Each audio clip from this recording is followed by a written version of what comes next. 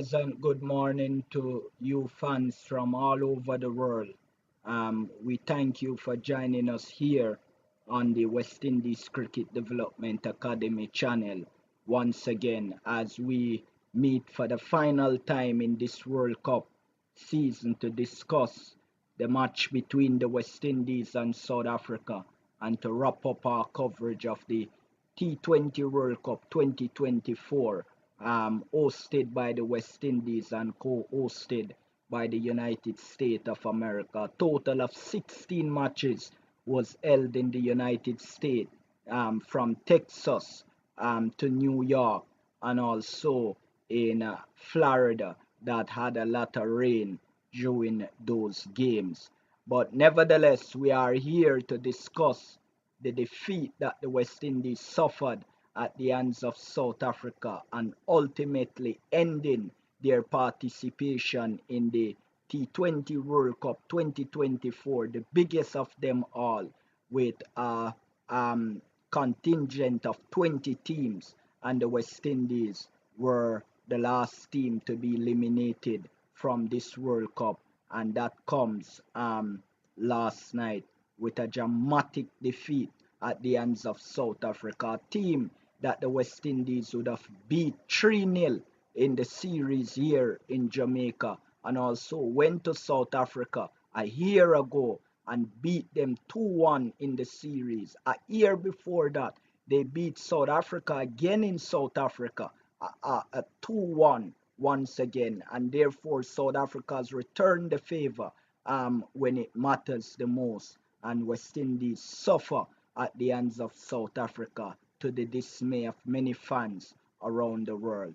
I have with me here, as you can see on your screen, the Executive Director of the Cricket Hall of Fame, Michael Chambers, and the Cricket Hall of Fame was the chief sponsor, main sponsor of these shows since the series with South Africa, and they have been with us up until this morning, and we certainly are grateful for them. They are located in Hartford, United States, there in Connecticut, and we are really grateful to be in partnership with them. We also have the honorary secretary of the Cricket Hall of Fame and also a consultant with our academy, Mr. Dale Brown. We also have with us the president of Cricket Show USA, located in Florida, and that is Mr. Leon Francis, recently nominated and slated to be inducted in the Cricket Hall of Fame come October 5th. We also have with us Mr. Dennis Eat. He's a journalist as well. He lives in Southern California. He's a cricket analyst with us, and he's a co-host of the Cricket Show. He's also recently nominated and slated to be inducted in the Cricket Hall of Fame come October 5th as well. Hall of Famer John Melbourne is missing this morning, but we're sure when he comes, he'll be joining us for our discussion as we meet now to discuss the dramatic defeat that the West Indies suffer at the hands of South Africa. Many people would say that it was the United States, a bunch of mercenaries, retired players, rejected players by their national country, run to the US and was put together to play in this World Cup. So they were never of any worth, and it was a Pakistan team which is highly inconsistent that the US would have beaten, and therefore with a strong West Indies team they stand no chance. And in the circle they are saying the performance of Shea Hope should not be read into too much because of his failure last night to get the West Indies onto a respectable score, and therefore he in himself would have contributed to the defeat of the West Indies team.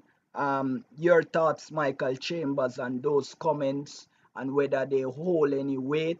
Because in this assessment and post-mortem of the West Indies defeat, we must look and analyze each and every play, and we must do it on merit, because they're all responsible for their inadequate performance last night. It was nothing more than that, than inadequate and an embarrassment to the cricketing public of the defeat that we suffer at the hands of South Africa. Brian Lara thought that South Africa won all their games in the 1996 World Cup until they came at the quarter final and they lost against the West Indies. And the West Indies bear in England would have suffered their second loss in this World Cup at the hands of South Africa. And we have Sherwin back with us. He's located in the USA, plays a game against the Cricket Hall of Fame team, are one of the teams there in Hartford, and he's with us this morning again. But Michael Chambers, your thoughts on Sheo first, as we assess each and every player in this segment of reviewing the World Cup, and the topic is of despite of emulation, West Indies being eliminated from the World Cup, they still had a good World Cup. Go ahead. Good morning, viewers. Good morning, panelists. Thanks again, Mr. Cudlin, for putting on this show. As usual, I am looking at whatever happened to the West Indies side, the Cricket West Indies, through the lens of a mind power analyst, a mind power training. It was obvious from the beginning, when we started out this journey, that the West Indian players were not mentally ready for this tournament. We had talented players all throughout the ranks. We had difficulty placing them because we had too many players to choose from. So it wasn't a problem of a talent pool. The talent was there. But in mind power training, we say success is 20% talent and 80% mindfulness applications. How you apply your mind, your brain to the task at hand. And it was obvious that we were faltering, because even when players were performing, but we're not performing at their best. So they were giving us scores like 40. We kept them in the team, not realizing that to make 40, they were out 3 times before they got to 40. That wasn't taken into consideration. We would say he had a good night. A person would actually drop a catch, but the ball stuck in his pocket, and we gave him credit for taking the catch. Things like those were obvious to me that we were heading for failure. The first ball of last night's game, Brother Myers, who had just come into the squad after flying in to the venue, the first ball of the night, with 1 million people watching, he scampered down the wicket and almost caused a run out. The first ball. So that is where your nerves now gets unnerved. And if you don't have mind power training, it's now going to be difficult to regroup. And we saw the domino effect where the entire team went down, with Brother Russell, who probably was never run out in all his life, got run out on the world stage when he was declaring his retirement. He got run out on the world stage.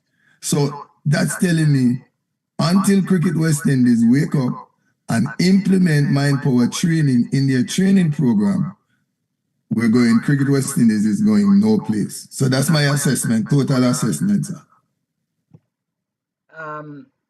Mr. Francis of the Cricket Show, also a cricket analyst with us here at the Development Academy for the World Cup. Sherwin here, and Sherwin is a regular viewer of our show, and he's living in the US. And he was with us yesterday evening throughout the hour and a half show that we had. And this is what he said. What did the captain do in the World Cup? Mr. Francis, what did Rodman Powell do in this World Cup in terms of his batting and his captaincy of the team, assessed from both angles? Well, first of all, let me just thank you for inviting me to the panel and to meet all the wonderful panelists. I really appreciate you giving me the opportunity to express my opinion. First of all, I did not think Powell did his best as a captain, as a leader. Uh, his his assessment, just to go back, O'Neill, Hussein, for the last three matches, he has not taken a wicket. And he insists on bowling him first all the time. He telegraphed his strategy. And the teams read him and just took his plan away. And he did not revert to another plan. Moti too was bad last night, and he still brought him back. You could have given Myers an over. You could have so many changes you could have made. And his own performance, his batting, he is stretching, not anchoring his feet. If he had gone for the whole body, the ball might have hit him and he might have gotten hit outside the off stump and he still would have retained. The team could not have won with so many people did not make any runs. Hope, number one, cutting the very first ball, like Mr. Chambers said, the mind wasn't there, wasn't set to last long. He cut the ball right in the path of a fielder. Not even cutting down, cutting up. Puran, what he did, he lifted his head. There was no need for him to play the shot after facing three balls. Rutherford was out of sorts. We could not have won that match when so many. And by the way, Russell got run out. He's the first Jamaican I see got run out. They don't get run out. They're too fast in between the wicket. He didn't shoot, he dipped. He should have shoot his bat. He probably would have been in. And Azari, he played his part, but he alone could not have done it. And of course, Myers sucked up too many dot balls. There's so many things that he did that prevented him to. The 35 should have been 50. We could have gotten 35, 40 runs more, and that would have been enough to win the game.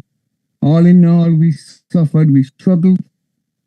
They brought back the pacer McCoy. Why are they not playing Joseph?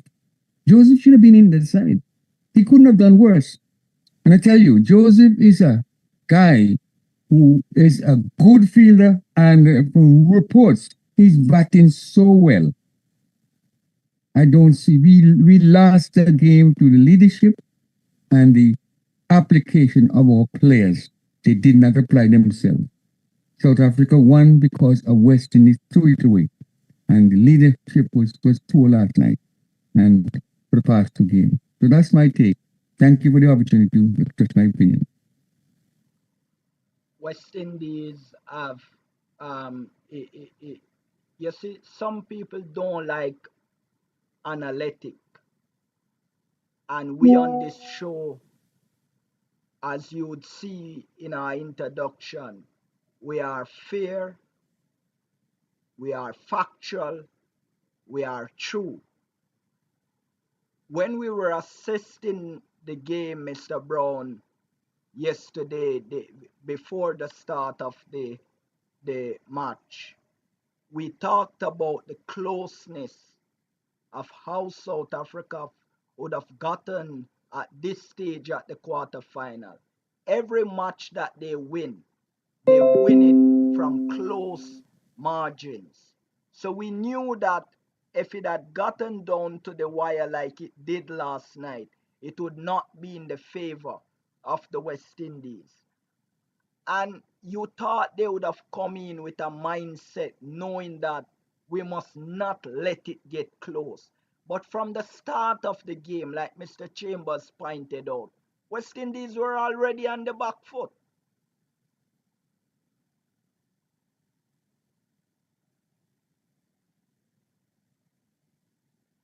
Mr. Brown?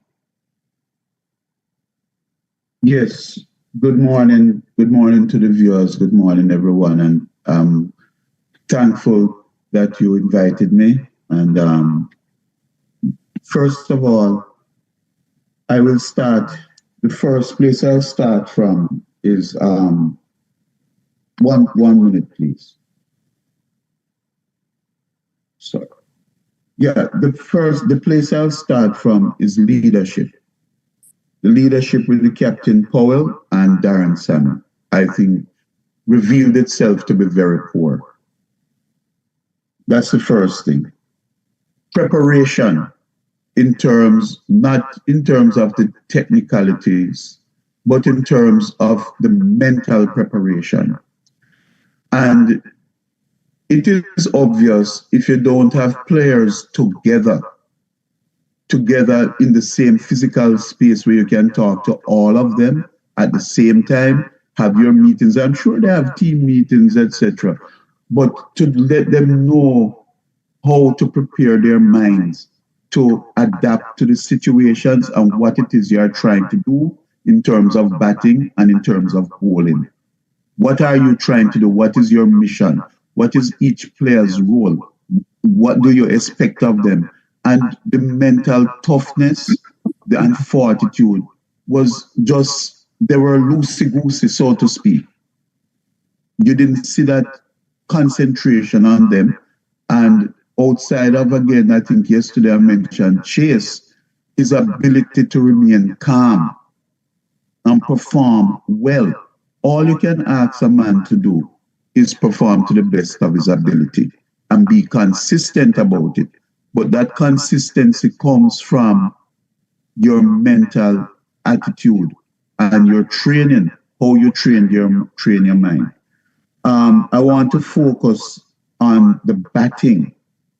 Under no circumstance can you give up 57 dot balls out of 120 and expect to win a game. 57 dot balls is 9.5 overs, is almost half of the balls that you have, just 3 balls less than 50%. You can't do that. And we keep talking about it and obviously not paying attention. What South Africa knew is that if you don't bowl the ball in the areas where they can swing their bats, they are not going to manipulate the ball around the field to pick up singles and twos. They are not going to do it. They are waiting for that 6 ball to hit, the ball to hit for 6. And that is what we do. And why South Africa know this? Because they track our tendency. How do you track another person's tendency? You watch him and you keep the data on him. That is what you do. You can't stop him from anything now, but at least you know that he's doing this. And if you don't bowl the ball on the leg stump for him to swing it over mid wicket and you bowl the ball outside the off stump or on the off stump, he is not going to have the freedom to swing his arms in a full arc and hit away the ball. And that is what they did. They went in with a plan and said, we are taking the pace off the ball and we are going to bowl spinners and bowl to the stumps.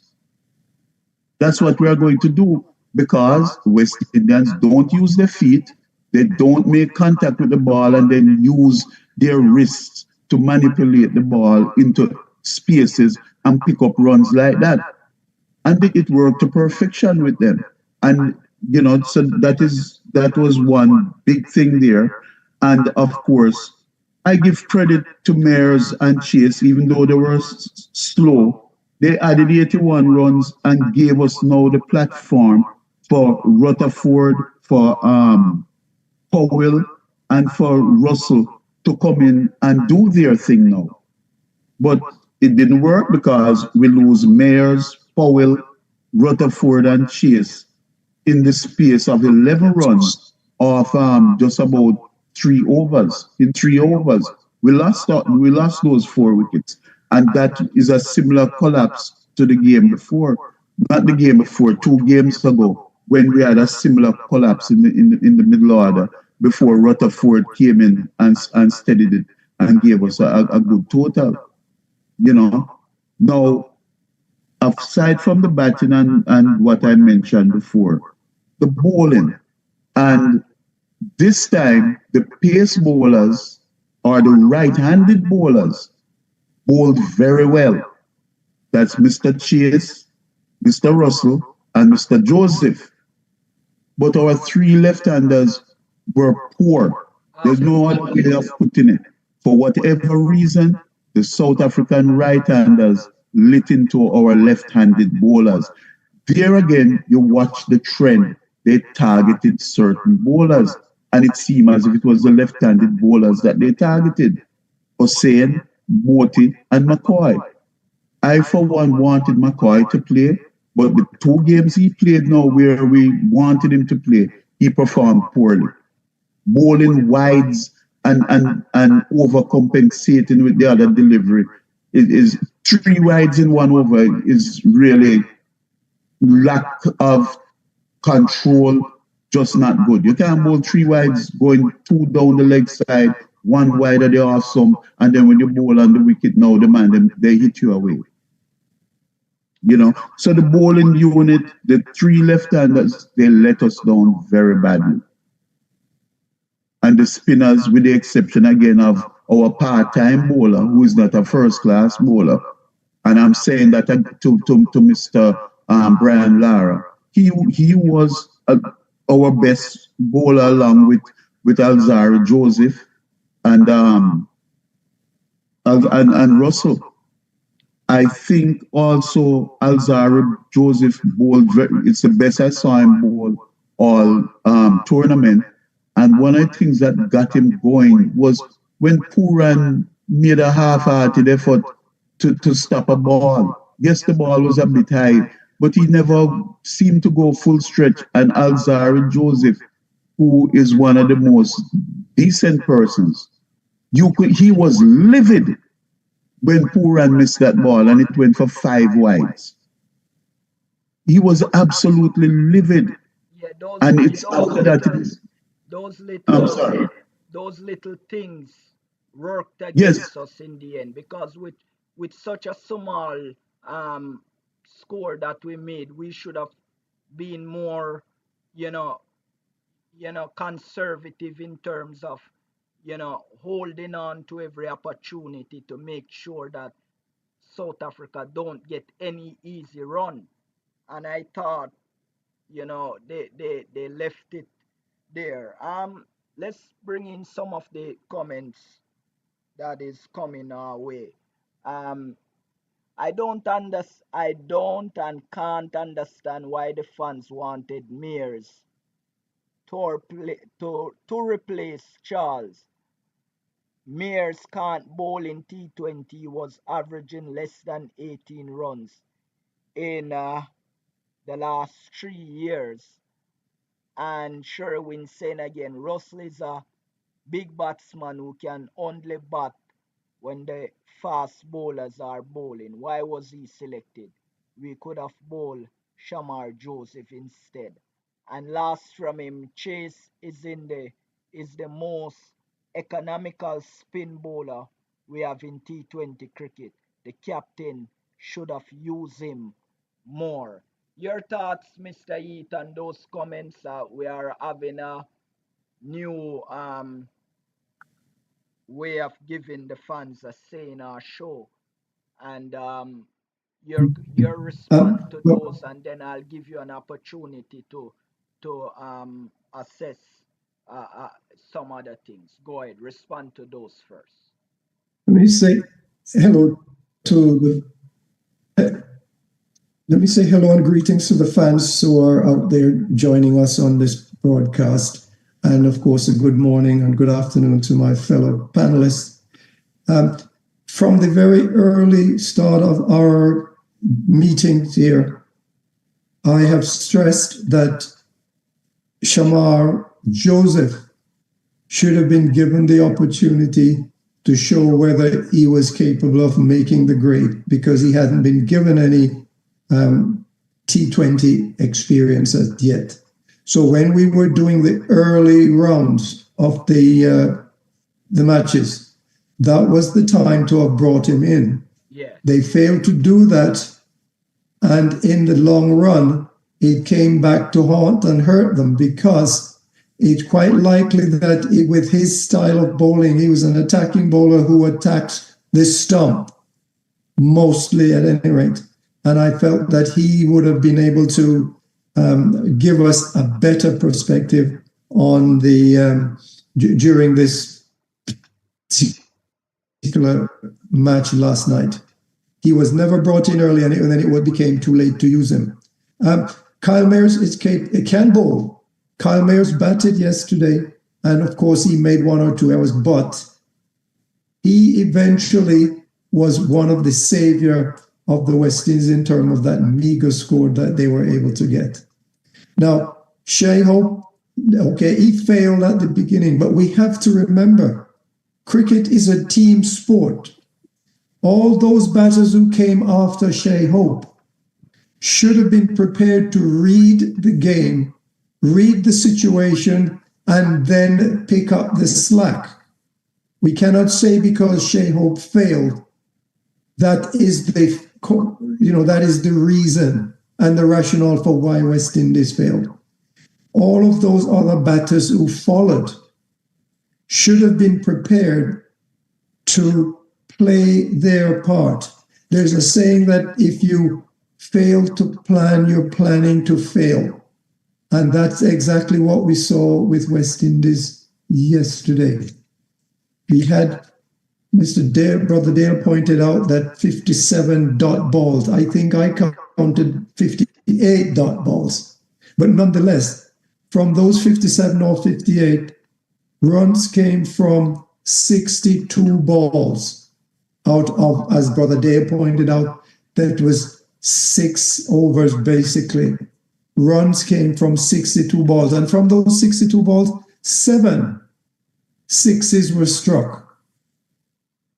8 fours were struck. A total collectively of 62, 74 runs from boundaries.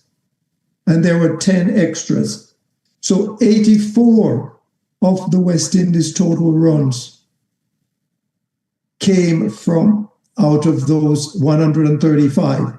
So that left very few runs to have been scored in the normal application of the game. As far as leadership was not very evident on the field. I think the leadership was probably off the field, and the plan was hatched between the off-the-field leader and the on-field leader, who then perform according to the directions given off the field.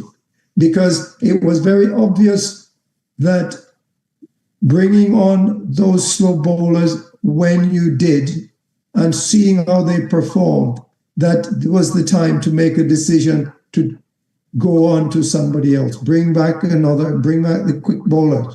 Try Mayers, he's a bowler. We did not do that on the field. So it leaves me to think that much of what went on the field was what had been transmitted off the field, and the captain on the field was not reading the game and applying what he was seeing taking place, Mr. Codley. Your comments on the Chase and his economics. He had a very good World Cup. Mr. Chase was, again, from the very first meeting we had.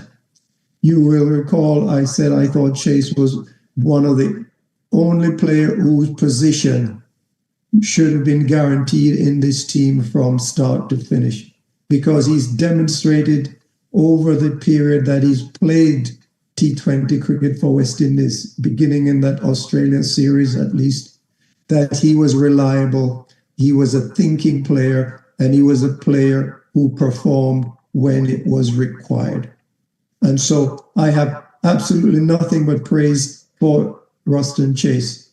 And as far as I'm concerned, he alone has been the star of the West Indies series so far, right up to last night. Absolutely. Glowing praise there of I just want to keep you on camera because we dealt yesterday very extensively on the comments of Brian Lara just before this important game, pouring cold waters on Ruston Chase, um, took a broadside of Chase, and when the Indian journalist said to him that who would he replace Ruston Chase with, he was struggling really to find a workable answer. And one of his way out was that he plays the game, so he knows the game.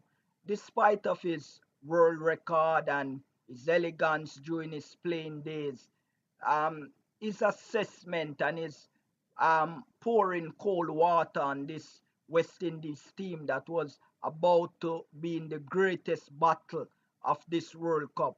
Did that help Mr. Eat with the broadside that Brian Lara would have meted out on a player that is very consistent and a team that was really in need of some encouragement? I did not actually hear the comment or see the comment, Mr. Codlin, but based on your description, I think Brian Lara was certainly way off and out there in left field somewhere, because he could not have been, as a student of the game, he could not have been following the performances that we've seen from Ruston Chase. And each time Ruston Chase comes to the crease, he has produced an innings of enormous importance to the West Indies. Each time you give him the ball, he produced, as we can see. Last night he had 3 wickets for, I think it was 19 runs from 3 overs. I am saddened that he did not bowl 4 overs, and he was not called upon earlier when it was obvious that Akil Hussain was not doing what was expected of him from the first over. That would have been a time to have brought in a Chase to see how much he can add to our firepower. But they did not use him in that respect. So I'm definitely of the opinion that Brian Lara, for all his studentship of cricket, was way off in his description and comment about Ruston Chase. And I think he owes Ruston Chase an apology. Definitely does. Mr. Francis,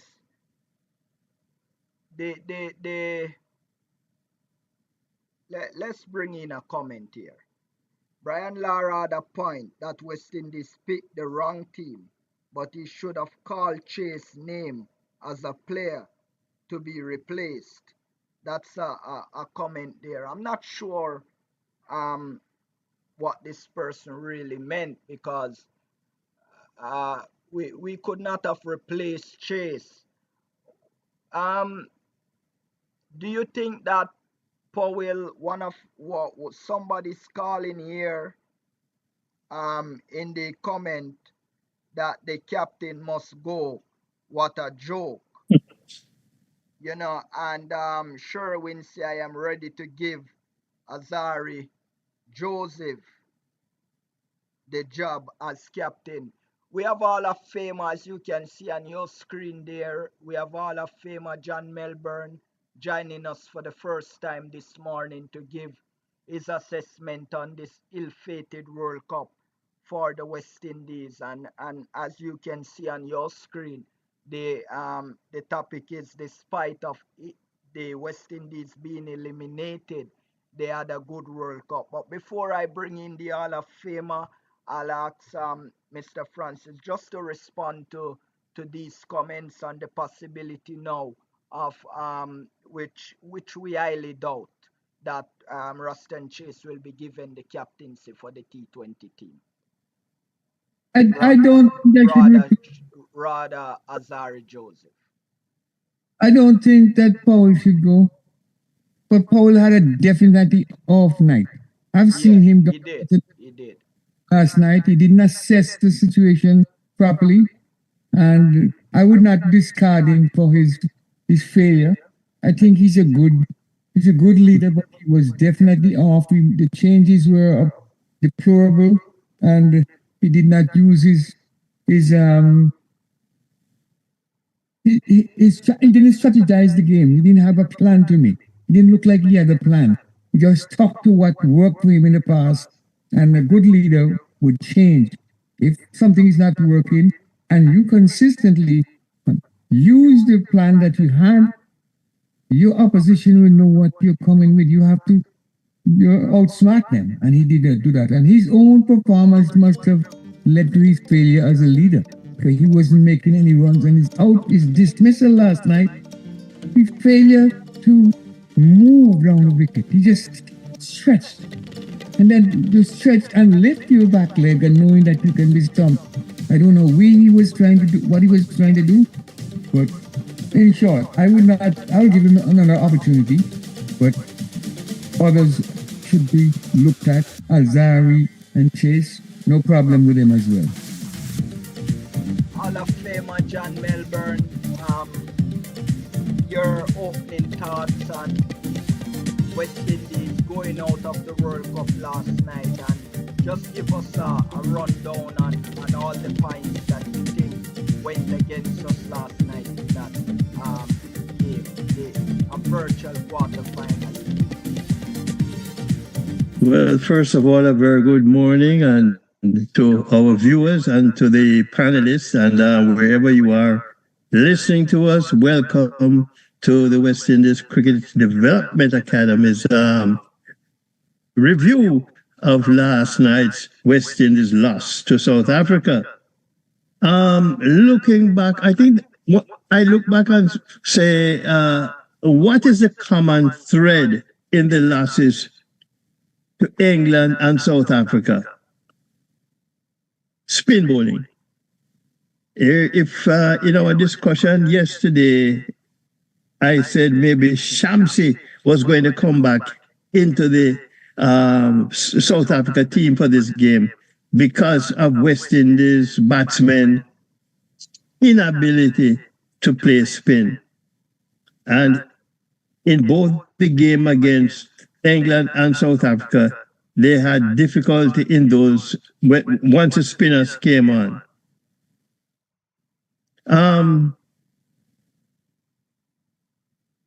I don't blame Hope for our last night, because when you look back on what happened, Horan made one, Rutherford failed to score, and Powell made one.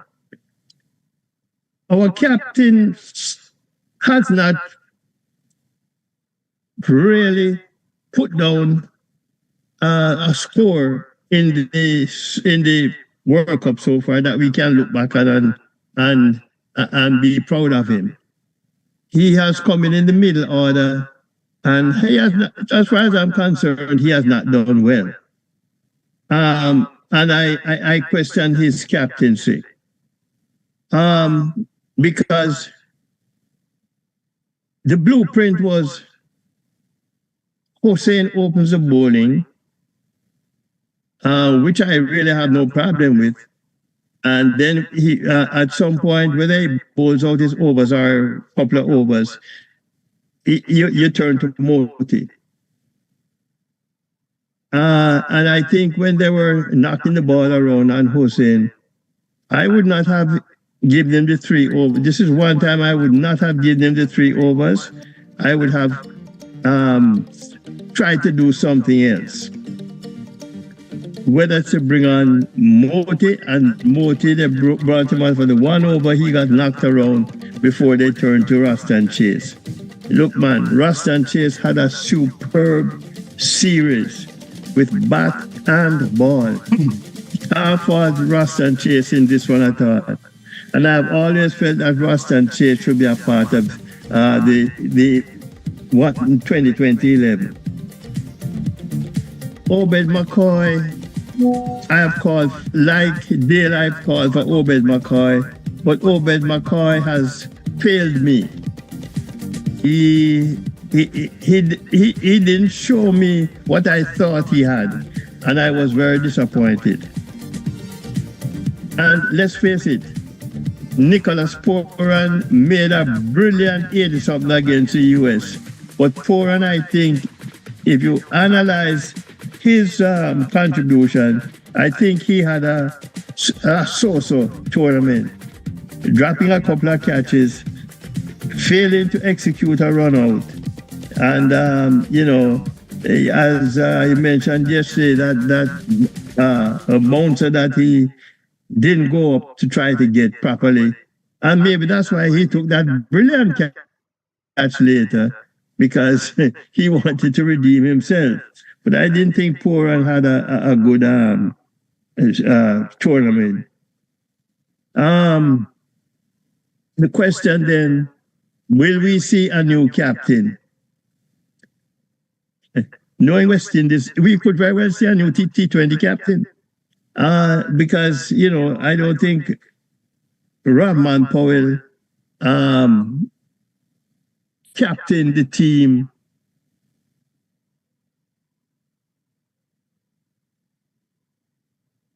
as he should. And that really disappointed me. But as far as the series goes, we will enjoy the rest of it. And really, I tell you, I hope the winner is either India or South Africa. That's where I leave it. Michael Chambers, Executive Chair of the Cricket Hall of Fame, which is our main sponsor for this show, the final one of this T20 World Cup 2024. This is a comment, this stupid concept of West Indies not changing a winning team is foolish and not thinking about improving and winning team. Your response to that comment? Thank you, sir. Well, it's not a stupid decision not to change a winning team, but you have to look at the win and how the winning team is winning. If there are players on the team who are catching balls with their pockets and not with their hands, you cannot credit them as taking a catch. So you will have to look at how is that player replaceable.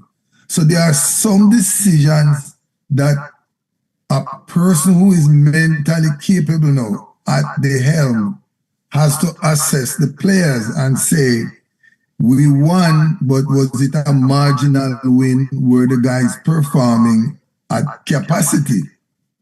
And that was not done with the West Indies. So I won't say it's a stupid suggestion that you shouldn't change a winning team, but you should analyze the team with the data, like Brother Dale says, and decide this is the best squad going forward. That's how I would look at that statement, sir.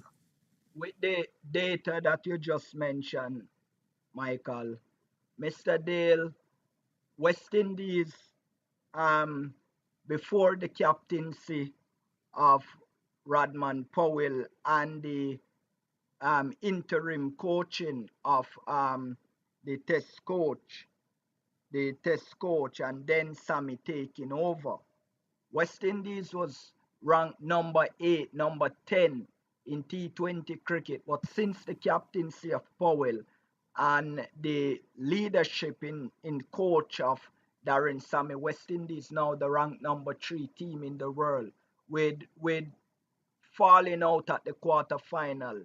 Is that justifiable call to remove Powell now as captain, bearing that there's not adequate enough um, captaincy material here in the Caribbean to replace him, because it must be said that Powell remains the best captain in the region, even with the loss against South Africa last night. Your views on that? Yes, thank you again, sir. Mr. Chambers just raised a very, what I would consider, excellent point. Even though you're successful, you have to look at how you attain that success. Now, Powell, yes, we moved from number 8 to number 3, but that is not helping us in this tournament. It didn't stop us from bowing out and not making it to the semi-finals. If we are number 3, it indicates that we ought to be in the top 4, which would put us in the semi-finals. So it doesn't mean anything in this tournament. And yes, we are on an upward trajectory, but let us look at how we got there and the teams that we were beating. We only can play who is there in front of us, but when we are dominant and win dominant, who are we dominant against? For example, we played South Africa, we beat them, but Mr. Powell was not the captain. It was Mr. King. And we were missing 6 of our 11 players that started the tournament. South Africa was missing 7 of those players. So you can't compare the two teams. It's not the same team. It's a new day, a new dawn, and you have to start over. But it starts with you recalibrating your mind and saying, okay, what adjustments can we make? And I did not see the on-field adjustments from Mr. Powell, and I will not forget seeing Mr. Sammy giving him instructions, which is telling me there is not a full confidence in Mr. Powell from the coach to him. And that is my reading with it. I will not suggest a captain. I do know that there are other players there, for example, a Brandon King or even Raston Chase, that can captain the team and be more commanding on the field. Many would not, because there's not a lot of players that can captain and maintain good performance. And bearing that, remember when Jason Holder, we must be fair in our assessment, because when Jason Holder was captain, the team, he wasn't bowling remarkably, he wasn't batting remarkable, and bearing that lone 200 in Barbados against England. He had not rose to the occasion in the test captaincy during his time as well. And when we look, Ruston Chase, for all his exploit, remains a fragile person where this is concerned, because if you look into the his development, I'm sorry there, back on, thank you. When you look in his development, he was a very, very good test player, very good all-rounder back in the days, but of lost form over a period of time. And I mean, there are a lot of things in the comments here, and I'll take my time to respond to them, really, because for a team coming from number 8, number 10, to be now the rank number 3 team, and lost against England and lost narrowly against South Africa, changing the captaincy now, calling for the head of Powell now, I think it's a bit too harsh, because not many Nicholas Pooran for all his good batting, Pollard for all the hype that he had. West Indies was losing.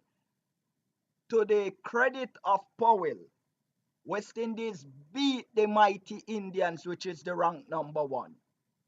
They beat England, which rank higher than us. They beat South Africa, which rank higher than us. So we coming down to #3. We did not play. It is in this World Cup where we play Papua New Guinea, which is an undercook, and Uganda. All the other teams that we beat over the period of time in the rankings, they were big team, and that's the reason why West Indies came down in the rankings so fast, because they have beat teams that were highly ranked above them, and I think that should go to the credit of Powell. As for Sammy intervening, Mike Chambers talked about it in previous show, intervening on the field, undermining really the captaincy of Powell, or you would say supporting the captaincy of Powell. It might have played his hand last night. It did not work last night. Obviously, it worked against New Zealand, but it did not work last night.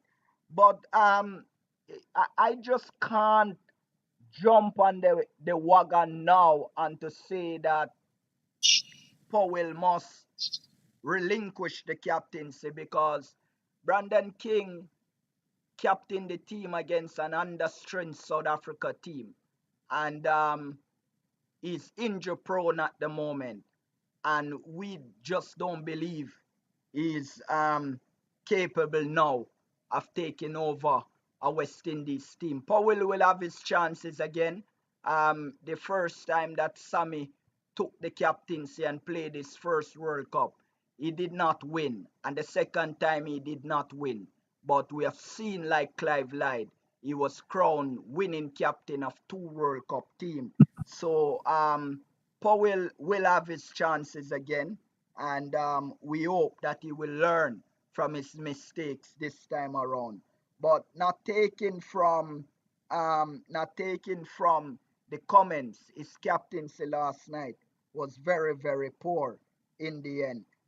Craig, Carlton Rig here say, we have come a long way forward. Congratulations to Windy's coach and squad. We have come a long way, Mr. Yeet. Would it be reasonable fear now? Would it be reasonable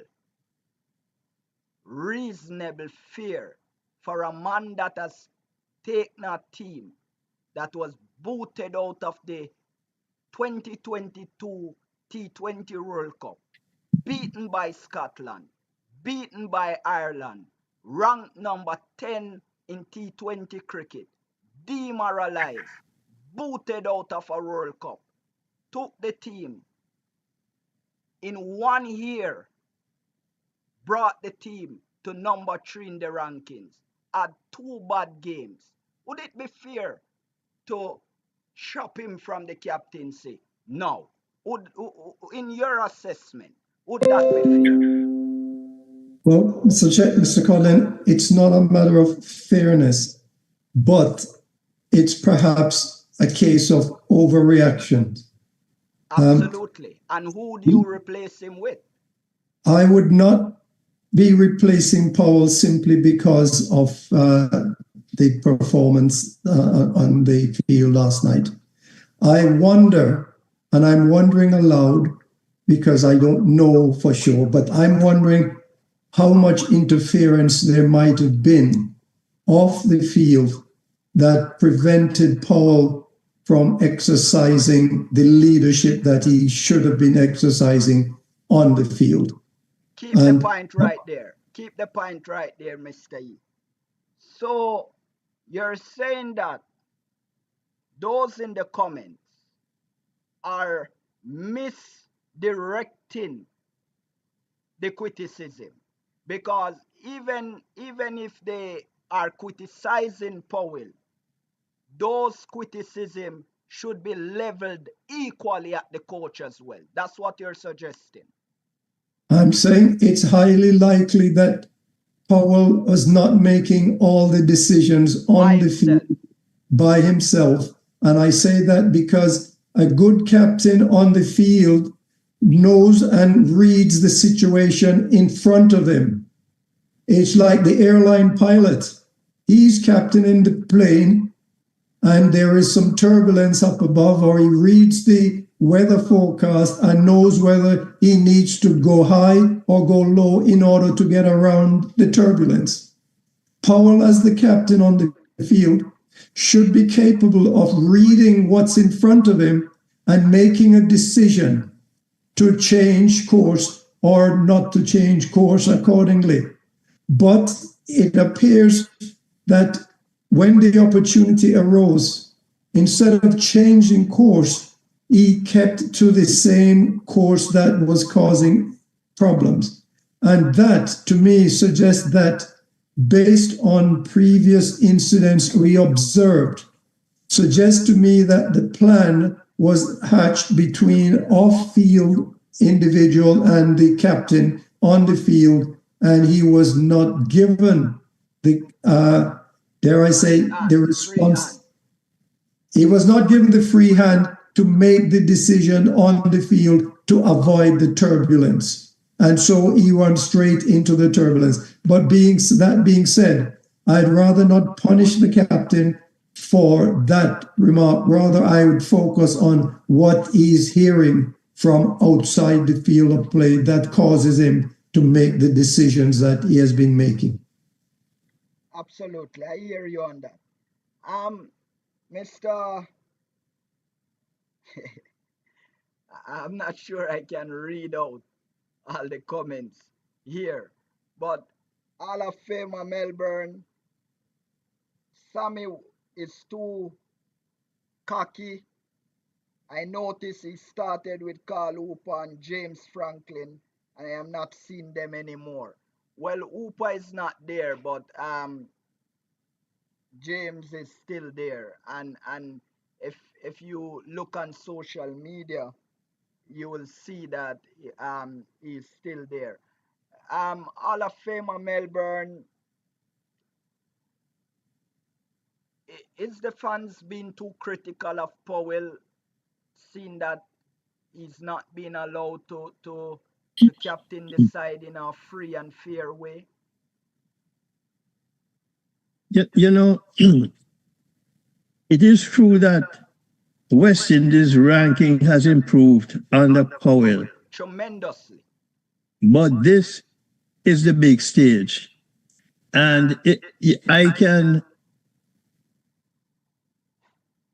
look at track and field then as a comparison to cricket, in that you run and you win all these big meets around the world, and secondary meets. You come to the World Championship or the Olympic Games and you don't win. This World Cup is the big stage. And this is where you have to win. No. Oftentimes, when you look back at our so-called Great West Indies captains, there were specific players within their ranks who they could depend on to bat, or who they could throw the ball to get wickets for them. I don't think Powell has this in his ranks right now. The bowlers who he has depended on failed him last night. The batsmen who you would expect to have bailed out West Indies didn't perform. Him included. Him included. And so, everything points to his captaincy. But when you don't have the horses running the courses, then the captain will always look bad. Now, if one of the four of Hope, Foran, Rutherford, or Powell, Hall of Famer, let's be fair. With previous captains and previous coaches, when Darren Sammy was captain, he was allowed to captain the team by every single coach without any interference.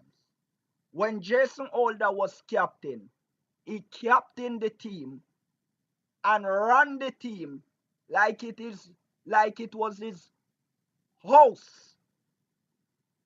He called not to include Darren Sammy in the 2019 World Cup team. He recommended that. They gave him that choice. Now I am saying Powell never had the opportunity to captain this team like we know he can in this World Cup. So his assessment cannot be like we would assess other captains who had a free hand in doing what was prescribed for them to do. It is clear that Powell was not the captain. It is clear that Powell was a puppet. It is clear that Darren Sammy ran the show in the pavilion and ran the show on the field. So those in the comments are wrong to be calling for the head of Rodman Powell, because Rodman Powell was never the captain. He was only the face.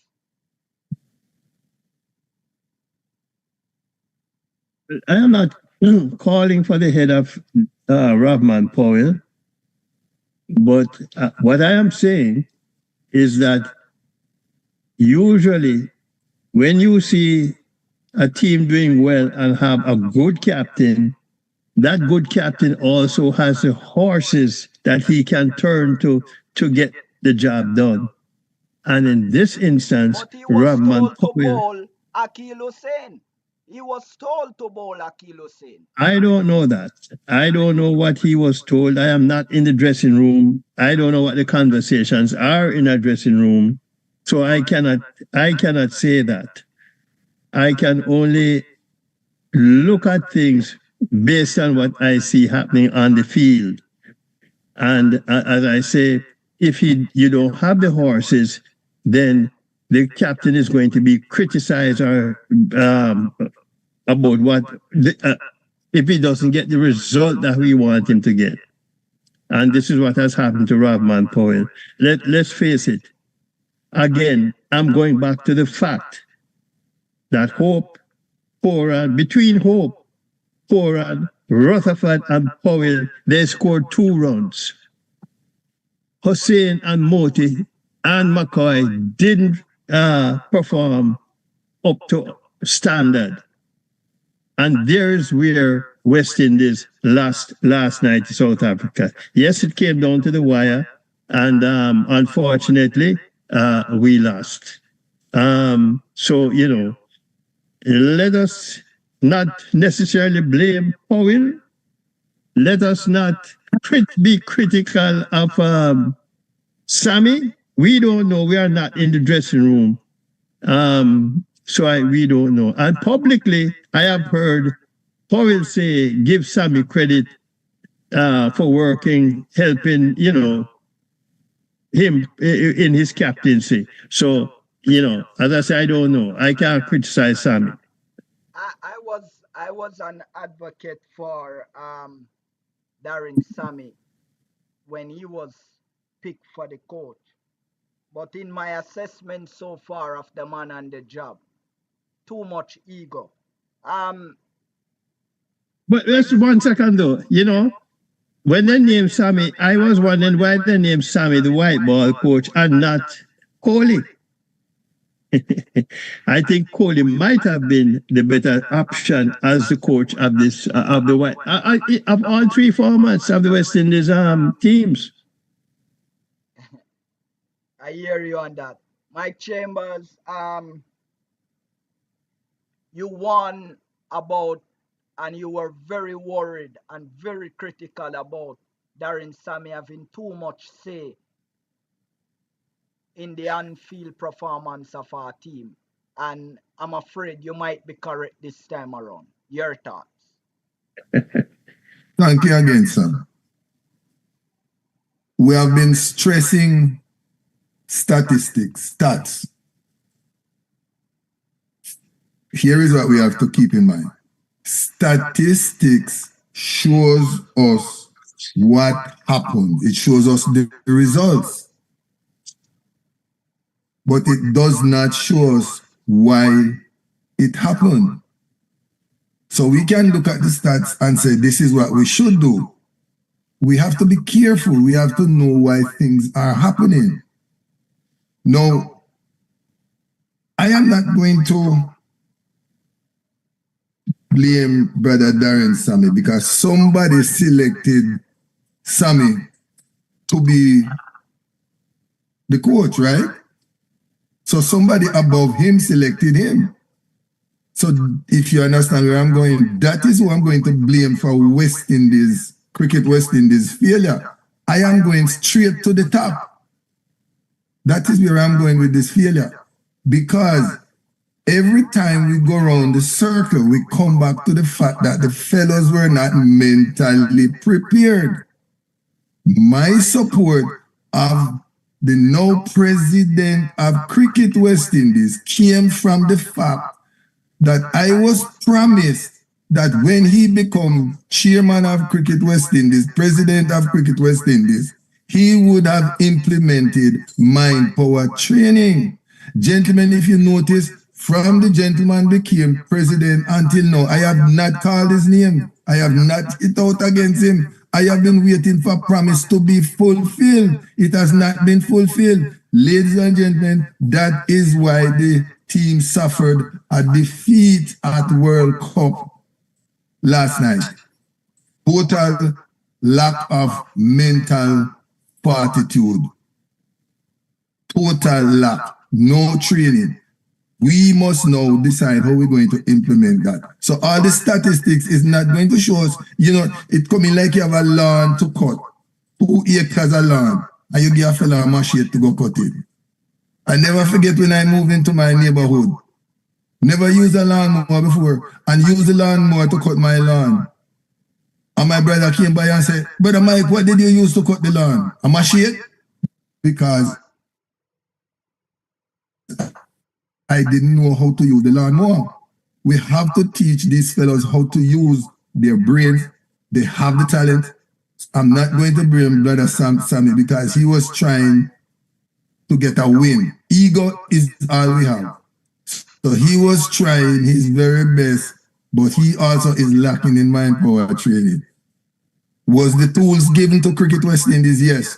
So the president before Brother Shallow and the president before Shallow was Skirit, got the mind power training, and none of those three have actually implemented mind power training. So I am not going to. Darren Sammy made a mistake when he went down to the field and tried. We saw Bravo doing it. Bravo did it, with the Afghanistan players. Yeah. But we overlooked that because we said they just come in cricket, so they don't know no cricket, so he's teaching them cricket. Brother Powell is coming from a fraternity where you are hundreds of years into cricket. So you should not need that kind of help. But maybe Powell needed a little help. Mr. Francis, when we look here, just for Hall of Famer Melbourne first. Roger saying here the rain negate the spin bowlers, Moti and Hussein Bowl, 4 overs for 50 runs. That's the game there. So, Roger, I agree with you, Hall of Famer Melbourne. Mr. Francis, somebody here in the comment, why can't West Indies bat spin bowling? We had a major issue.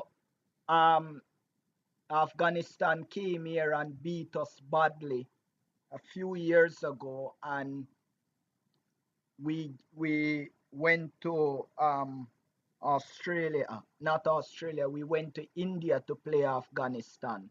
But we remember we had the Pakistani Mushtaq Ahmed was assistant coach, and he took the team.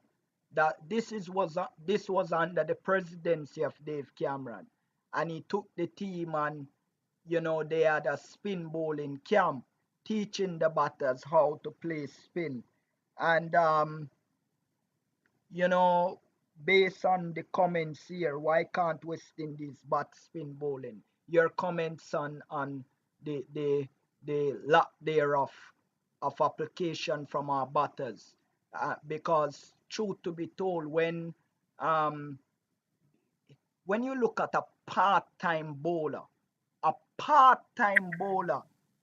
Aiden Markram, the South African captain, bowling in the power play, 3 overs in the power play against our batters, well-established power hitters, is that acceptable? West Indies can't play spin. I think this person in the comment is very, very right, and the policy that Cameron had was to bring in Mushtaq Ahmed to give our batters the practice against spin, to negate spin bowling. Should you think that policy should be reinstated immediately? Because this is one of our greatest downfall. Go ahead. Yeah, thank you for the question. I think it's all in the mind. We have some of the greatest, well, Brian Lara is perhaps one of the greatest players of spin. Why aren't we able to use up some of what his knowledge to play spin?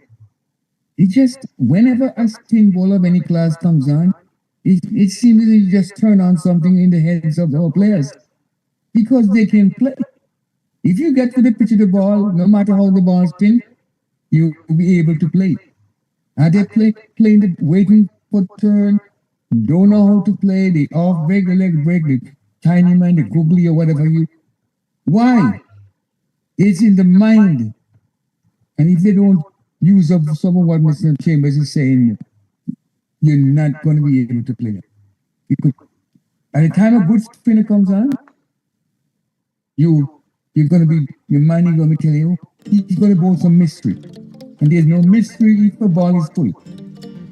The ball is full, move to it, you have to learn, get to the pitch.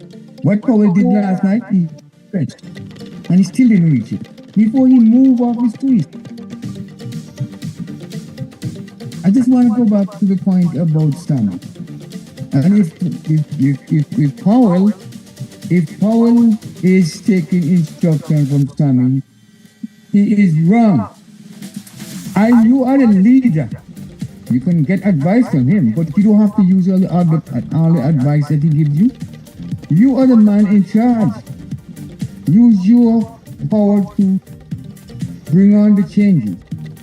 But one thing I must say, in order for him to do that, his personal performance must be up to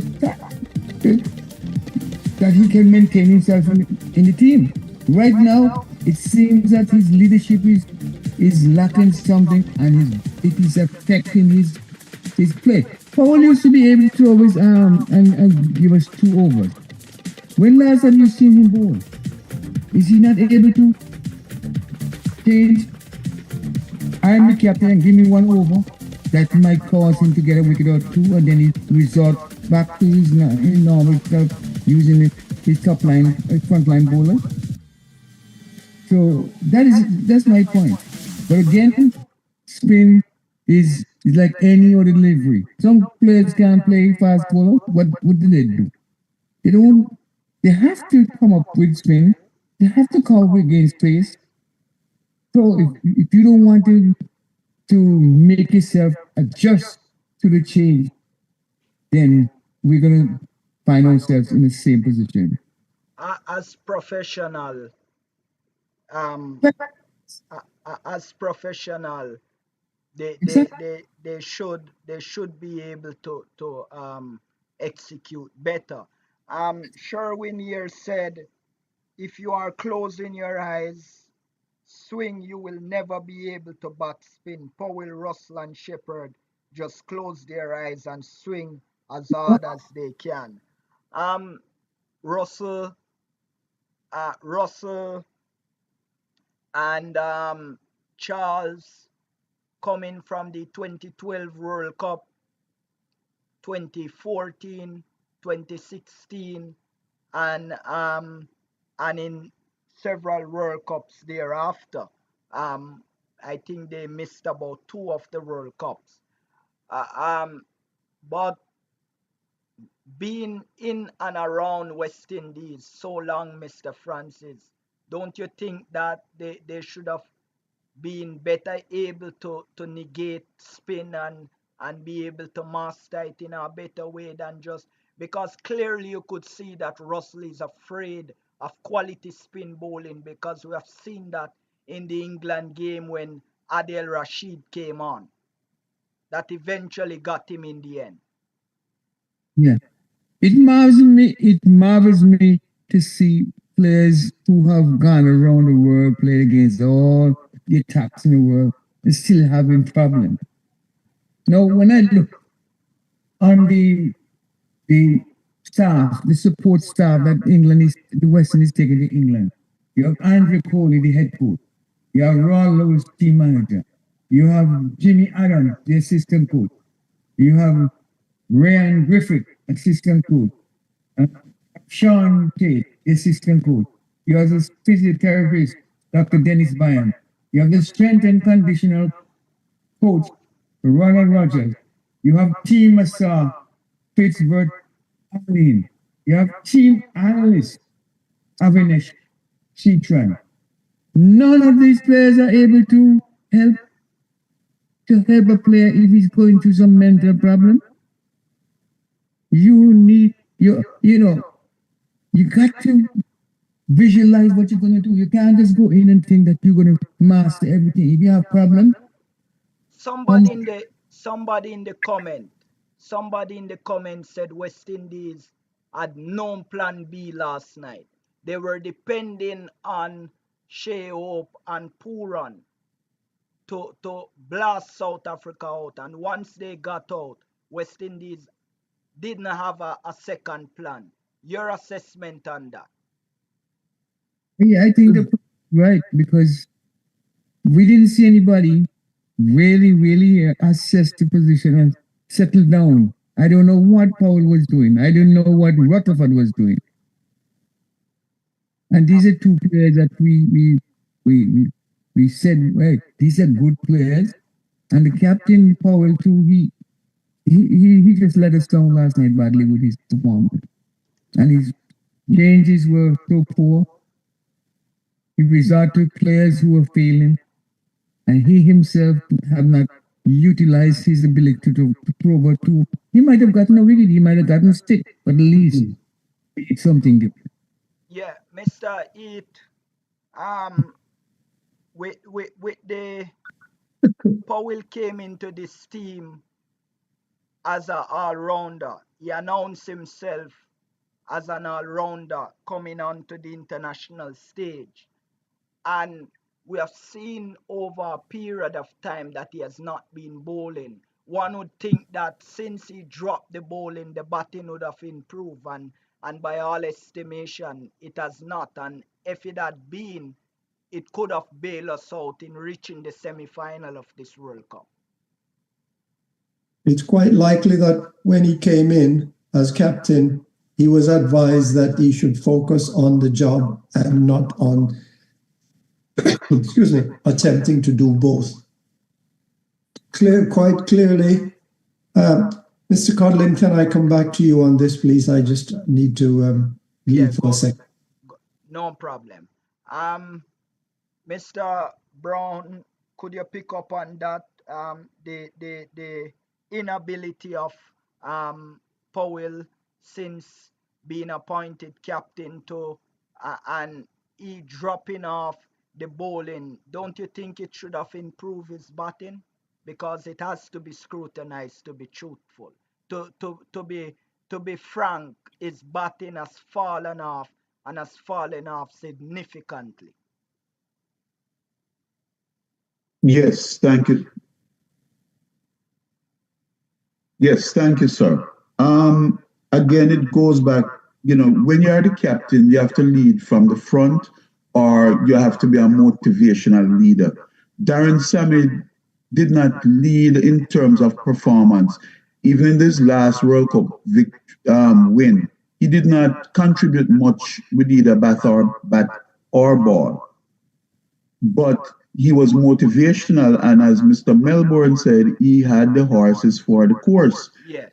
With Mr. Powell now, it's not anything against him personally, but a good leader is the man who is in control of the team 100%. He has to have complete authority to make adjustments as he sees fit. And he has to give the impression that I am the man in charge. And that comes now, good or bad. He must have something to lean back on. And one of those things is performance. So if he's not going to perform well, he has to be a motivational, meaning dealing with the mind leader and getting people to perform at their best, etc., etc. He has not shown those qualities, maybe because he does not have full autonomy over the team and to make decisions on the fly. He has to follow the script that is given to him. And so then is either who give him the script that has to go, or he would have to go, because apparently they don't have full confidence in him, so that they just allow him, and he's the captain, just give it to him, let him run with it. After you have your proper team meetings, after you come up with your plan, you use your data and say, listen, if this man fails after the first over or whatever, this is what we are going to do, depend on who is batting. If you notice, once Russell came into bat, right away, what did South Africa do? They didn't go with their spinner. They went with Maharaj because they know he would get the ball to dip into into Powell, dip into him, and then turn away from him. And he's at sea with those type of deliveries. So that's what the gentleman bowled at him. And that is what you use. The data is not just saying 6 runs, 8 runs, 10 runs. Is looking at the trend of the batters. And he himself and the West Indies management from top to bottom, they are not using those things in their planning and allowing the captain the freedom to make adjustments as he sees fit. In India, when we went to India, Mushtaq Ahmed was brought in by President Cameron to run a spin bowling clinic. One of the things that had to do with that is prepare. It was under the coaching of Phil Simmons, and they brought in Mushtaq Ahmed to support, and he took care of West Indies batters learning to play spin. Don't you think that's a policy that needs to be reinstituted into the team? Yes, sir, absolutely. Mr. Cameron, mentioning his name, brought in some excellent ideas, which, again, persons who were not on his side politically or whatever may feel, oh, we don't want to credit him, so we're not going to continue whatever he instituted. We're not going to continue implementing them. When you get a world-class spin bowler telling you how to bat him, how to bat people like him, nothing can beat that.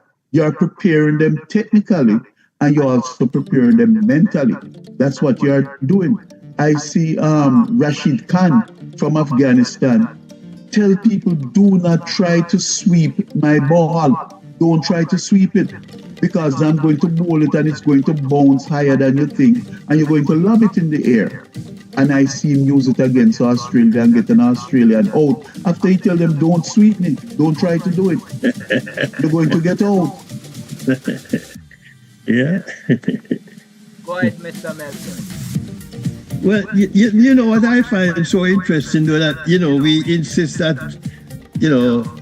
West Indies can't play, West Indian batsmen can't play spin.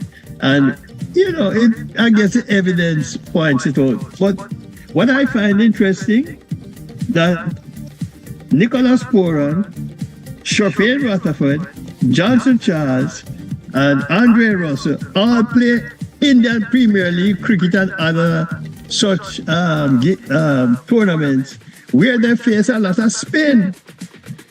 So, I find it difficult that these guys don't come into the World Cup and are not able to execute properly against spin. But as I've also said, the World Cup is like World Championship track and field or Olympic Games, the big stage. And it's a different mindset. And if you're not mentally prepared when you get to this stage, you're not going to perform to the best of your ability. Or there is somebody who can negate your strength and make you look ordinary. And this is what has happened here. England did last week against us, and then South Africa last night. Now, I don't know if bringing in a spin bowler to work with you 2 or 3 weeks is any help. This spin bowling thing probably going to have to start with our under 15s, teaching them how to play spin. But, I just think it's unfortunate that we were not able to come out of this world, get into the semi-final of this World Cup because of our inability or because we got bogged down when the spinners came on in the England game and against South Africa. Mr. Eat, it's the final run, the end of Johnson Charles and the end of Russell sojourn in West Indies cricket. Evaluate their contribution and whether they fail or succeed while they were members of West Indies, because virtually now they must retire to give space for rebuilding towards the 2026 World Cup in India and in Sri Lanka. Undoubtedly, your comments is timely. Russell, I think, has played so much cricket that I suspect strongly that he went into this World Cup worn out, tired. He said this was his last World Cup. Okay, well, there you have it.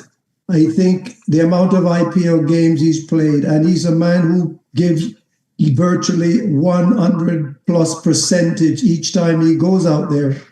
And as a result, I think he was definitely overworked. The same thing for Pooran, overworked in the IPL with very little break. And when he comes out here, he does try to give as much as he could, but he does not have it all. Johnson Charles, well, time for him to make way for the youngsters coming up, because if we do not build from the ground up, it's hard to build top down. We have to build from the ground up. And this is why it is necessary now for us to find a group of players who are young, up and coming, who we can use in the way we've seen India use the under-19s who came out of their under-19 programs, the Shubman Gills and the Gaikwad and the Jaiswal. Those youngsters came out through the under-19 and they make their way up into the senior team, and they're encouraged and they're given the opportunities, and they in fact produce the goods. So West Indies need to start giving more opportunities to these youngsters. Leon has just mentioned earlier the number of ancillary staff that's going on the West Indies tour to England. And I find it amazing that they've only found it necessary to name one under 19 as a player, the developmental player. Now, I think it should have been necessary. I do not understand why they need so many coaches that are assistant coaches, and you leave the youngsters who we need to develop, who should be going to England, get the odd opportunity in the county matches or in the early matches where they can see what it's like. So West Indies need to sit down and think seriously about what we're doing. And going back to that matter with Powell, you ask, he came in capable of bowling, but when you select 6 other bowlers, then you tell him, I don't need you to bowl because you have all these other bowlers. So that is why he does not bowl. And of course, when he fails with the bat, he can. The base was that is bowling. He's not bowling anymore. So shouldn't that prep up his batting, since he don't have to spend any time on bowling?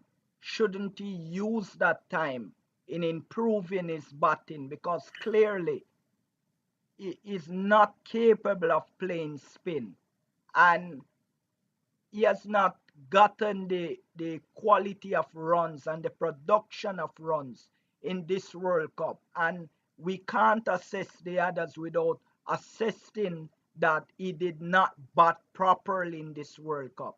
And he can't just be a captain that leads on the field. He has to lead with the bat. And clearly in this World Cup, this was not the case. And bearing that he comes into this team as an all-rounder, but over a period of time, he has not bowled. So he's a pure batter at the moment. What they are saying is that if Powell is a pure batter in this team and not able to get the runs, then the base of him being picked continuously is just because of his being a captain, and clearly that's not good enough. Mr. Codlin, I think that when Powell comes into the team each time, it's always a crisis situation where there are just so few overs remaining to do the impossible that it is not his fault that the situation gets out of hand. Where you have at the top of the order 58 dot balls, the equivalent of almost half of the total overs you're facing, that is where a lot of the problem is. It is not good enough for players to fail to take the opportunity at the top, run out of overs, and then you expect a captain such as Powell to come in and become superhero by doing the impossible with what he doesn't have. So we have to plan ahead, plan more decisively, and then after we plan, we have to go out and have that desire to succeed. South Africa came out, they had that they had that expectation. They performed, they bowled, they batted, and they planned, which is missing from West Indies performances, West Indies planning. And so that is the situation there as I see it, Mr. Codlin. Yeah, Mike Chambers, the end of Johnson Charles, because the team must rebuild now.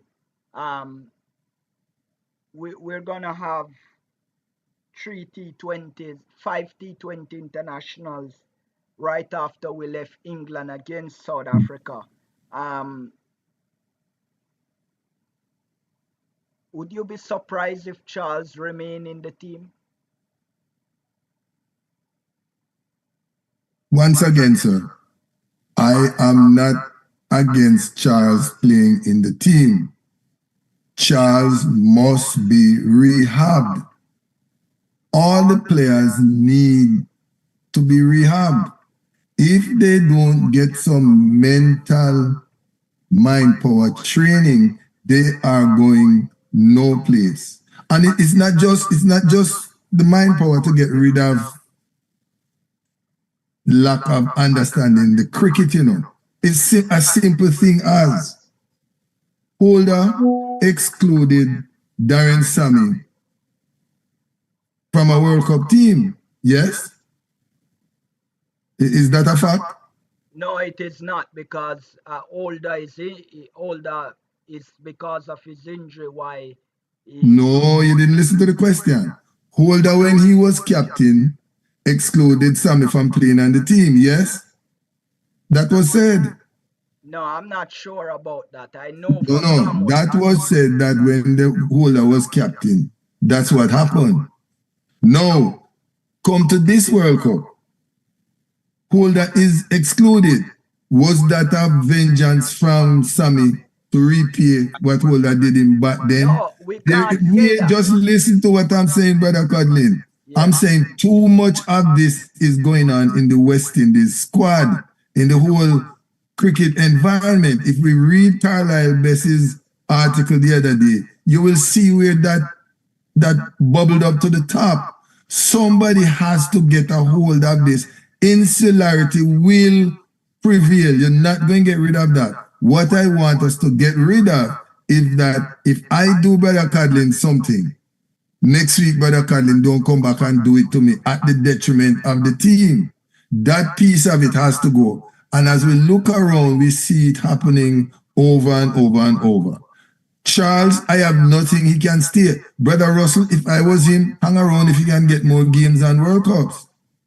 But if you think your time has come and you cannot contribute, then you should be able as a man to say, you know, boy, even though the team would carry me because we are friends, I should know that I can no longer contribute to the success of the team. So I should know when to go.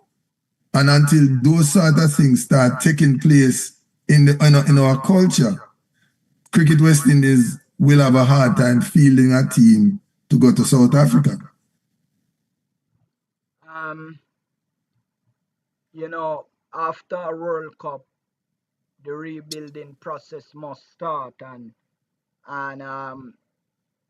Charles cannot be in that rebuilding, and Russell cannot be in that rebuild. You don't rebuild with players that have, because there are a number of young players that we think could do it better here in the Caribbean, and they must be given an opportunity to do it better. But that's all we have for the fans this morning here at the Development Academy media channel.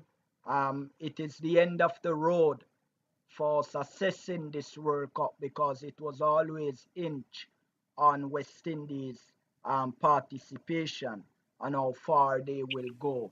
But we'll be back for the series against England that starts in July. Mr. Dale Brown will host some of those preview and review shows of the three-match test series between West Indies and England, and then we will be back to cover the series against South Africa here in the Caribbean, and also the CPL, then Bangladesh and England to close out the year. Also, the West Indies will be traveling to Sri Lanka for some games as well, and will be bringing you live and exclusive coverage of those as well. So we have a lot of cricket coming up, but unfortunately for the T20 World Cup. That's where it ends for the West Indies last night with the defeat against South Africa. And news out of the West Indies team is that Andre Russell is walking away from international cricket, and from last night to this point on, he will no longer be considered for West Indies playing international cricket. He will, however, continues to play domestic franchise cricket around the Caribbean and around the world. And we certainly wish Russell the best. He was a tremendous servant of West Indies cricket, but never excel in the maroon colors. But we nevertheless thank him for his service to West Indies cricket.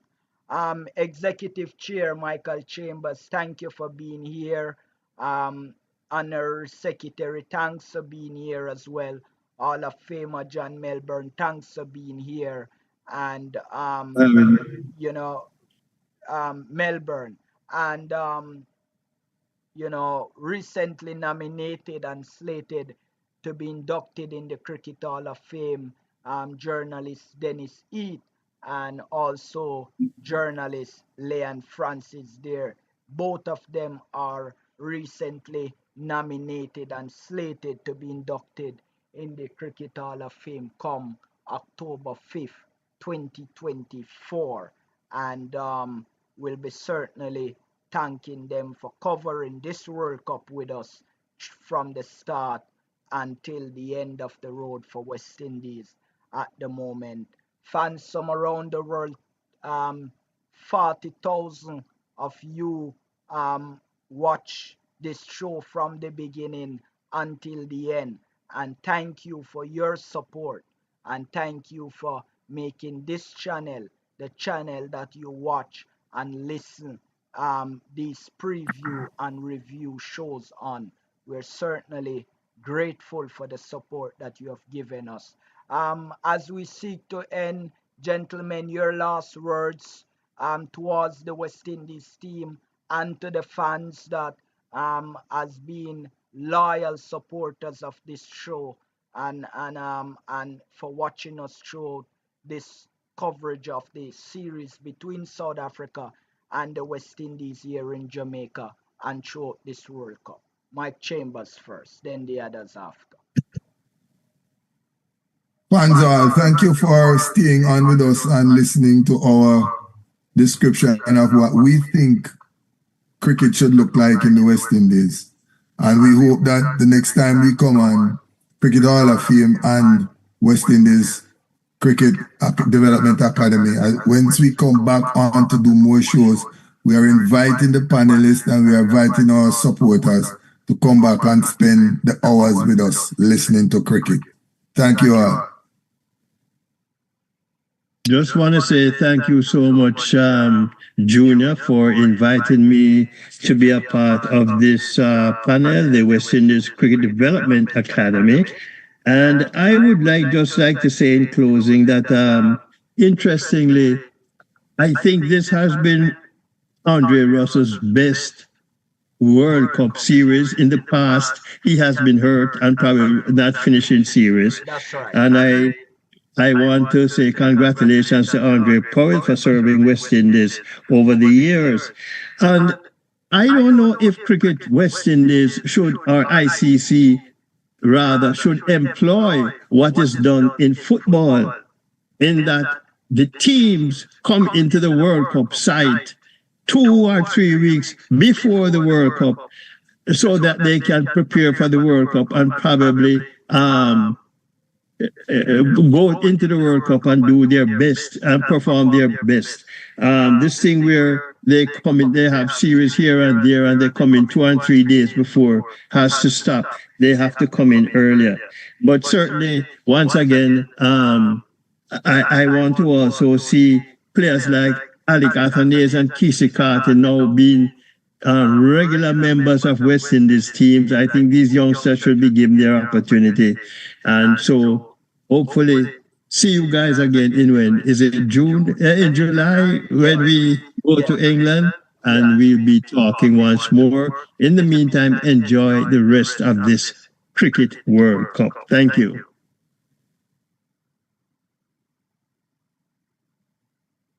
Mr. Eat?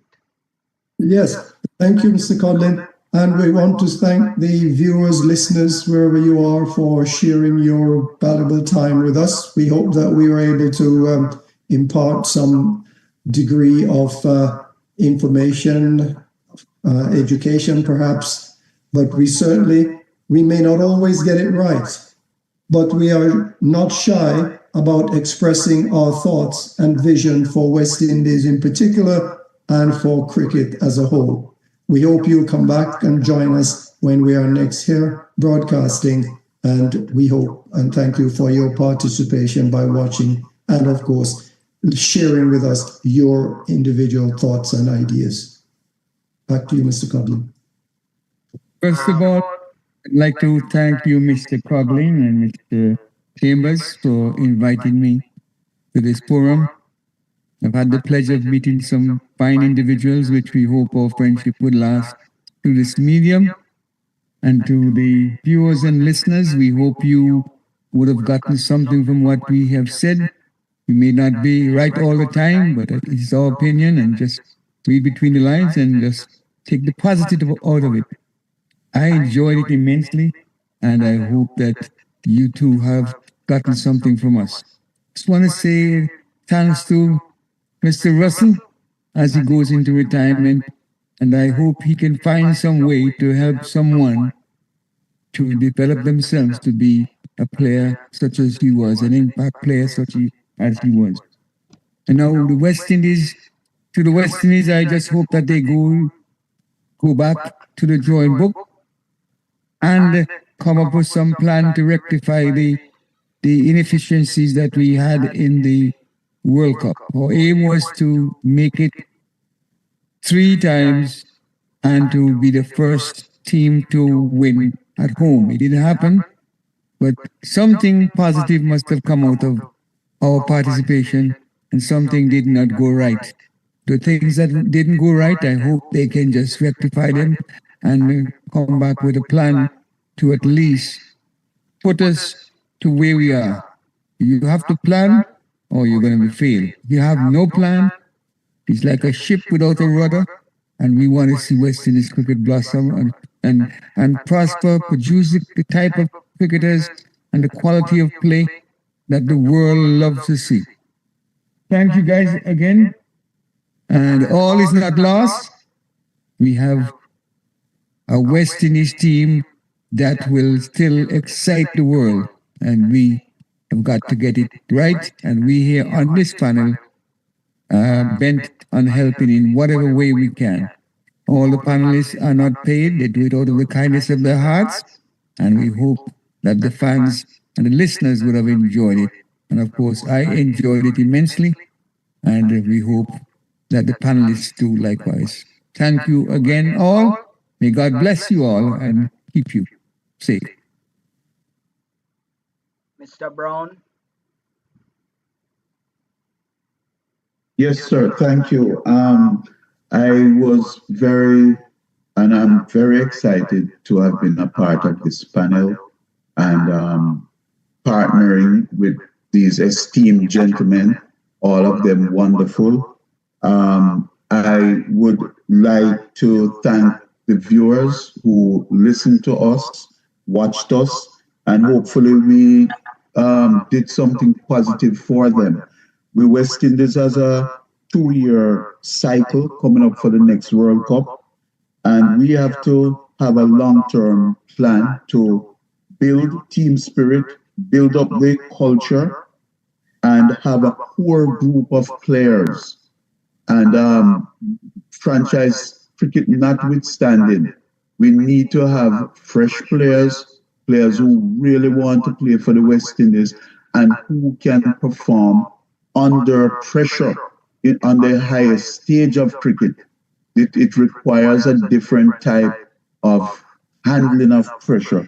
And that comes from now formulating a plan to introduce and to implement a plan that incorporates mindfulness and mind power training along with the technical aspects of the game. And that is my expectation for West Indies going forward. Thank you, sir.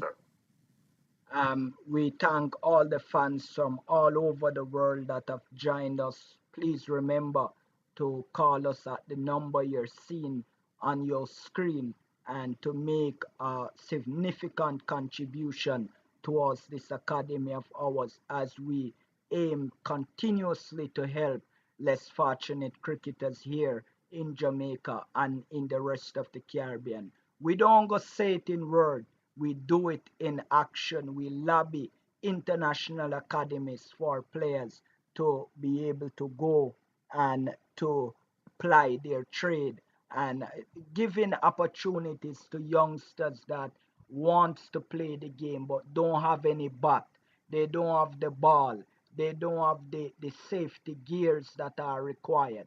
And we lobby people from not only here in Jamaica, but in the wide world, in anywhere they are, we try to reach out to them in aid of these players. And we're asking you to make a contribution towards that. Whether you will make $20, $40, $50, $100, whatever you can give towards helping this academy, we certainly appreciate. You can reach us with the number you're seeing on your screen. You can type where you see in your WhatsApp, ask Meta AI or search, type West Indies Cricket Development Academy. It will give you information on our academy. It will lead you to our website. You can make contact with us via our website as well.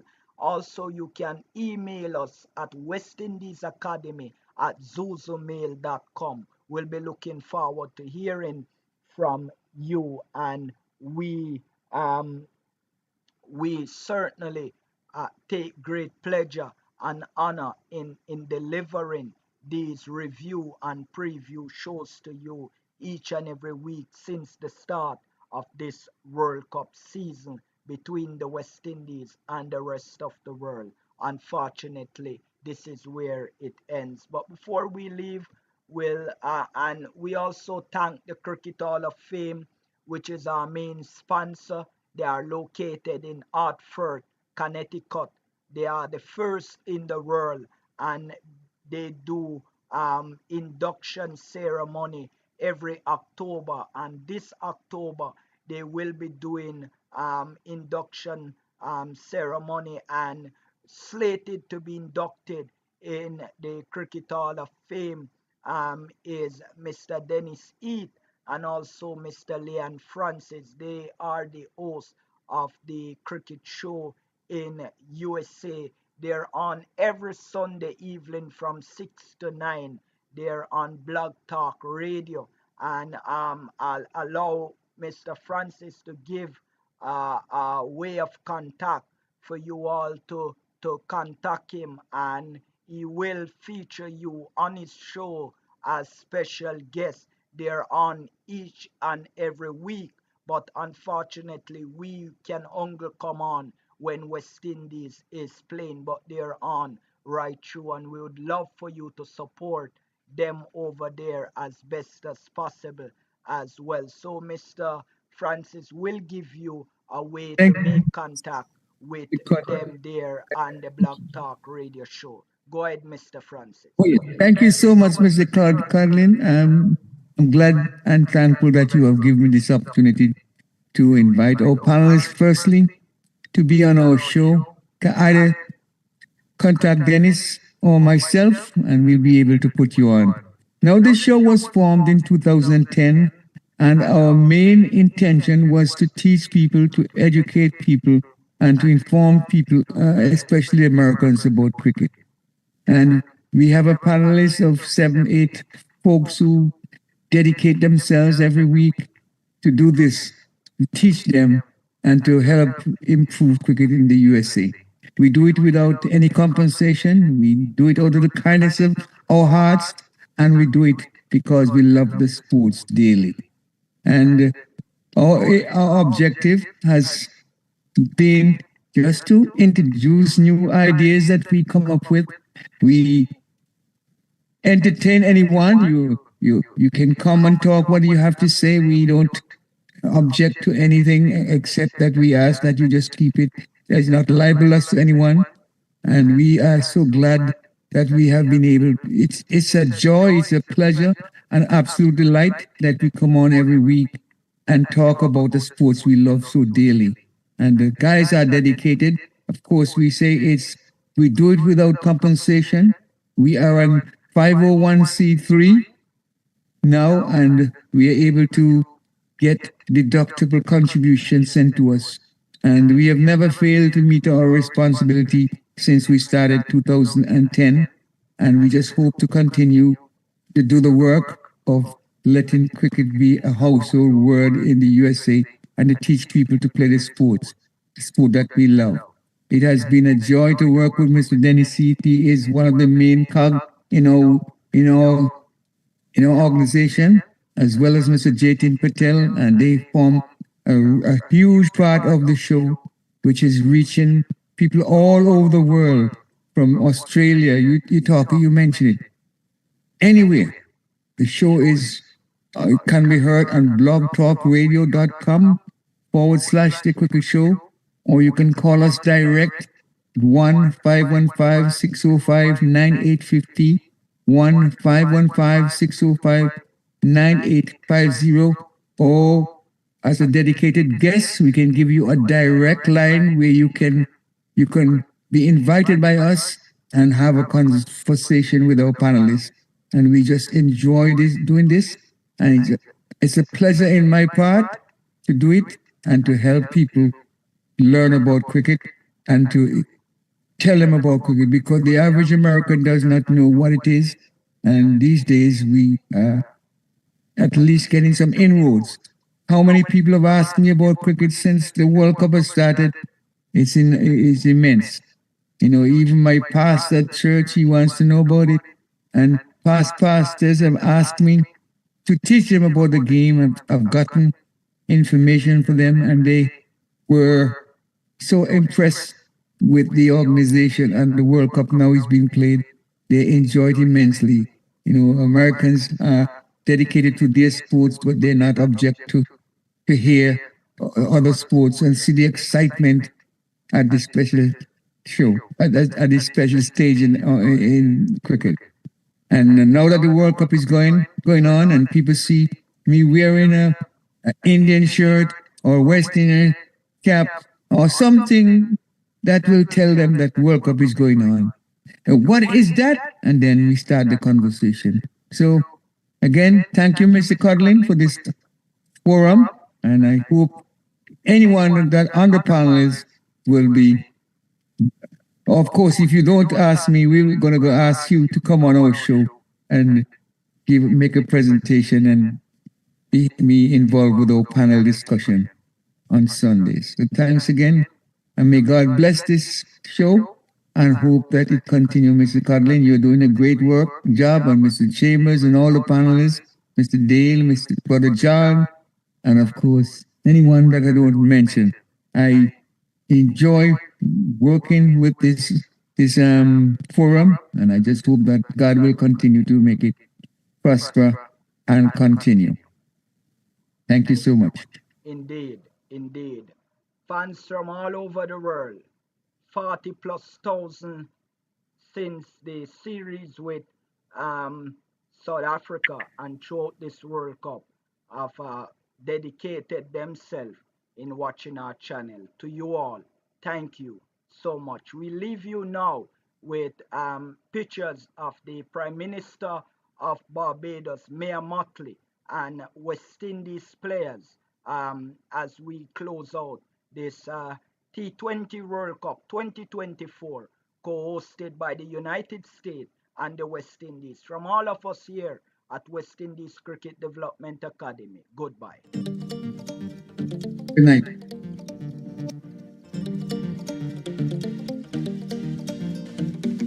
Yes, gentlemen. It's a wrap.